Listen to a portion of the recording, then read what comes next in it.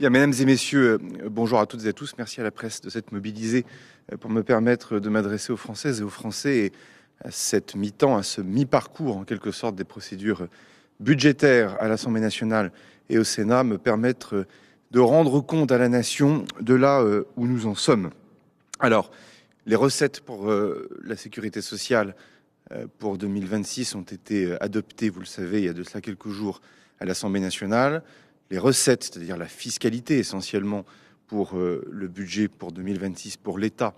ont été rejetées il y a de cela quelques jours et ça m'amène évidemment à devoir faire un point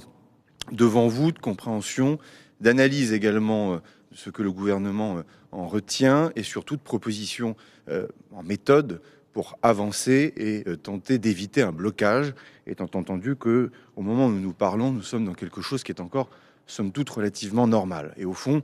ça sera mon premier commentaire,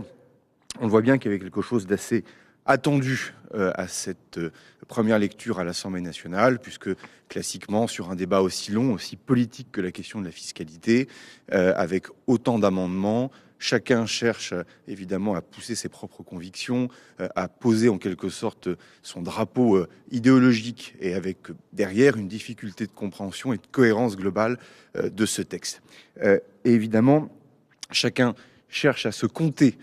dans cet exercice et on le voit bien à un moment donné que cette cohérence nous manque et nous empêche d'avancer, mais on la retrouvera dans un instant évidemment dans les deuxièmes lectures à l'Assemblée nationale et au Sénat. Je pense que cette situation nous amène à des points de vigilance. La première des choses, c'est certains partis politiques, certains candidats à l'élection présidentielle estiment au fond que le compromis n'est pas compatible avec leur propre stratégie électorale et qu'au fond, derrière, il y a une forme de cynisme qui est en train de se dégager et qui peut mener à ce que certains errements idéologiques de certains partis politiques bloquent la situation. Et ça, pour moi, c'est un point de vigilance important. On l'a vu notamment dans les comportements de la France insoumise et même parfois du Rassemblement national. Cela nous amène, à mon avis, à plusieurs choses dans les temps qui viendront et à deux convictions. La première, c'est qu'il y a toujours une majorité à l'Assemblée nationale pour permettre de voter un budget pour l'année prochaine. Pour la première fois, des députés se sont parlé, ont travaillé ensemble, ont trouvé des chemins de compromis sur certaines thématiques, sur certains objets qui étaient pourtant très difficiles de travailler il y a de cela maintenant encore quelques semaines. La deuxième des choses, c'est que les parlementaires doivent défendre le Parlement. Et il y a quelque chose d'assez stupéfiant au fond de voir certains parlementaires, certaines forces politiques parler déjà de lois spéciales, d'échecs, d'ordonnances, au moment où le Parlement peut se saisir justement de cette responsabilité historique pour donner un budget à la nation. Et donc, au fond, on le voit bien, il faut que celles et ceux qui veulent avancer arrivent à rompre les ponts et à ne pas se laisser contaminer par les forces politiques qui, elles, promeuvent ce blocage. Alors,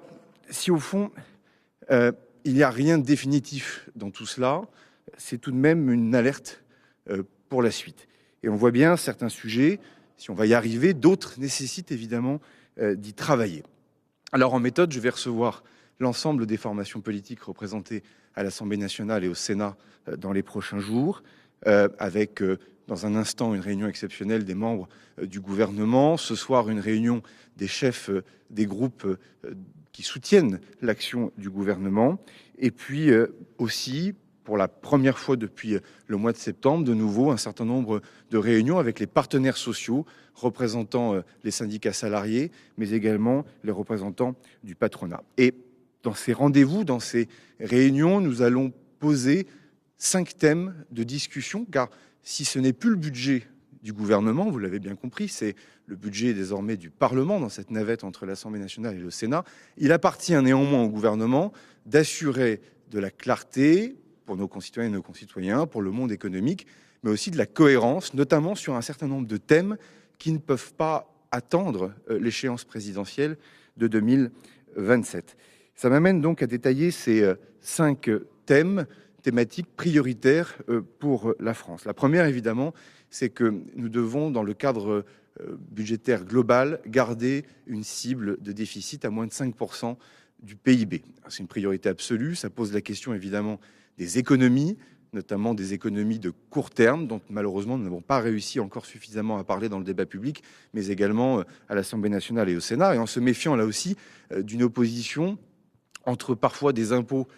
qui n'existent pas et qui ont rendu la copie insincère et invotable en quelque sorte à l'Assemblée nationale, mais aussi des mesures d'économie qui pourraient être tout aussi insincères et ne pas exister. Et donc ça va poser cette question aussi d'équilibre entre fiscalité et mesures d'économie réelles, réalistes, et puis on le voit bien aussi, un débat qui, dans le secret des alcôves, commence à apparaître entre, au fond, un déficit très réduit mais avec beaucoup de fiscalité, ou au contraire un déficit un peu plus dégradé avec moins de fiscalité. Ce que propose le gouvernement, c'est de revenir tout simplement aussi à une logique de bon sens, c'est d'être capable de faire des économies et de permettre justement de réduire cette cible de déficit public. Ça posera aussi la question du train de vie de l'État, sur lequel je serai amené à reprendre la parole prochainement. Ça pose la question évidemment du succès de ce projet de loi de lutte contre les fraudes sociales et fiscales, qui est un texte qui a été examiné sur la proposition du gouvernement au Sénat et qui arrivera prochainement à l'Assemblée nationale. La deuxième des thématiques sur lesquelles je souhaite que nous puissions avancer avec les formations politiques, mais aussi avec les partenaires sociaux, c'est évidemment la question de la réforme de l'État, de la décentralisation, de la clarification des compétences, de l'exercice des missions de service public dans le pays. Ça pose davantage la question, au fond, des économies à moyen et long terme, mais il faut traiter certains mots à la racine, et on le voit bien que l'enchevêtrement des responsabilités est un énorme enjeu. Les congrès des maires, des régions et des départements de France se sont tenus récemment. Des pistes sont importantes, en tout cas des pistes importantes ont été posées, pardonnez-moi, et ont été mises sur la table. Et donc je tiens à avancer rapidement pour un projet de loi qui pourrait être proposé au Conseil des ministres dans les temps à venir. La troisième des thématiques que je souhaite poser dans le débat public rapidement, c'est la question de l'énergie. C'est un enjeu économique, c'est un enjeu de souveraineté, c'est un enjeu industriel, c'est un enjeu écologique, c'est un enjeu d'aménagement du territoire. Et puis on le sait, c'est aussi un énorme enjeu de pouvoir d'achat pour les Françaises et les Français. On va être amené à devoir clarifier la stratégie de la programmation pluriannuelle pour l'énergie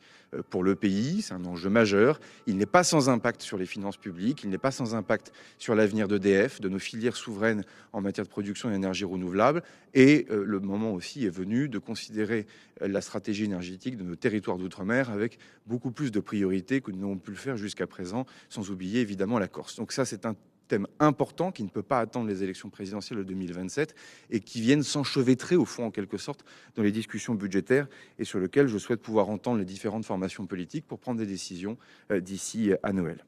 L'autre thématique, elle est d'actualité, elle est brûlante, elle est essentielle, elle touche aussi à notre souveraineté et à notre modèle productif, c'est évidemment l'agriculture, dans lequel nous savons l'actualité liée à ce traité de libre-échange qu'est le Mercosur, mais également, et peut-être tout aussi importante, la question de la négociation de la future politique agricole commune avec Bruxelles, sur lequel nous devons poser les premiers jalons dans les semaines qui vont venir et sur lequel je tiens à ce qu'un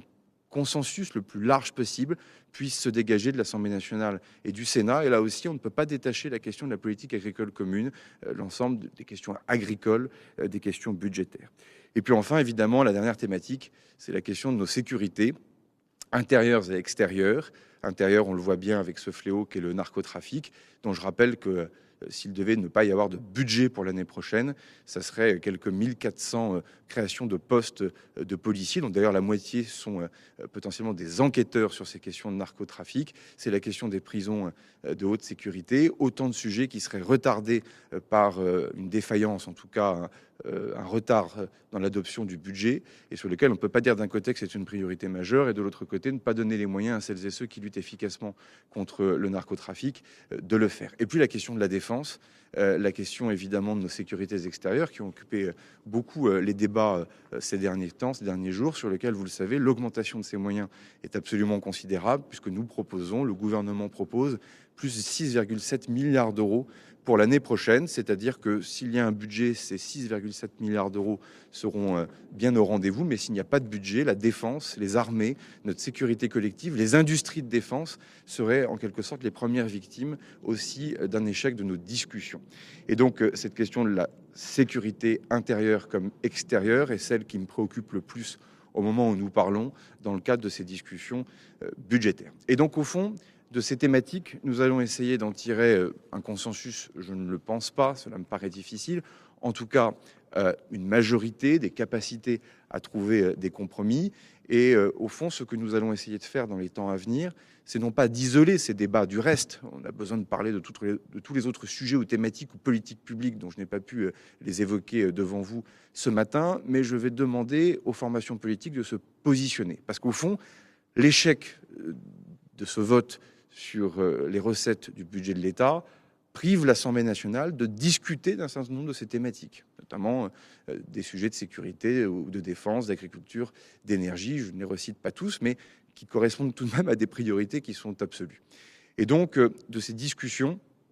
petit à petit, le gouvernement n'exclut pas de les verser à des votes, à des débats spécifiques à l'Assemblée nationale et au Sénat, qui pourraient donner lieu à des votes ad hoc pour permettre justement de créer ce cadre de compromis pour l'avenir. Et c'est ainsi d'ailleurs que nous allons démarrer avec les questions de sécurité extérieure, les questions militaires, les questions de défense, où je saisirai l'Assemblée nationale et le Sénat d'un vote dans les tout prochains jours, sûrement la semaine prochaine, qui va permettre de clarifier aussi ce que le gouvernement propose en matière militaire, mais de permettre aussi aux formations politiques de voter et de dire si oui ou non elles souhaitent s'engager vers un renforcement de nos armées. C'est au fond aussi la suite de cette méthode, de cet entonnoir budgétaire dans lequel nous nous trouvons, dans lequel les procédures budgétaires vont être tenues sur la sécurité sociale et l'État entre les deux chambres, mais sur lequel le gouvernement souhaite associer les partenaires sociaux et les formations politiques avec une méthode un peu différente en marge qui va nous permettre justement d'avancer et d'y arriver.